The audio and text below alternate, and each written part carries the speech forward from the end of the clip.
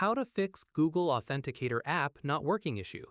This tutorial shows you how to troubleshoot and resolve problems with the Google Authenticator application on Android. First, launch the Settings application on your Android device. Next, scroll through the menu to find General Management or System. Following that, tap on Date and Time to access time settings. Now, make sure Automatic Date and Time is enabled. Moving forward, toggle it on if it's currently disabled, as incorrect time causes authentication failures. Afterwards, go back to Settings and tap on Apps. In addition to that, scroll through the list to find Google Authenticator. Once you found it, tap on Google Authenticator to open app details. Subsequently, tap on Storage to access storage options.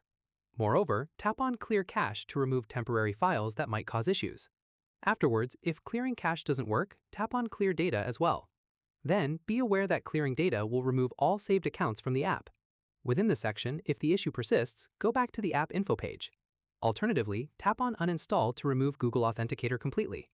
Once uninstalled, open the Google Play Store on your device. Then, search for Google Authenticator in the search bar. Afterwards, tap on Install to download and reinstall the app fresh. Then, open Google Authenticator after installation completes. Moreover, you'll need to re-add your accounts by scanning QR codes again. Afterwards, go to each service where you use two-factor authentication. Then, access their security settings and find the option to set up Authenticator again. Within the section, scan the new QR code with Google Authenticator. Alternatively, you can enter the setup key manually if QR scanning doesn't work.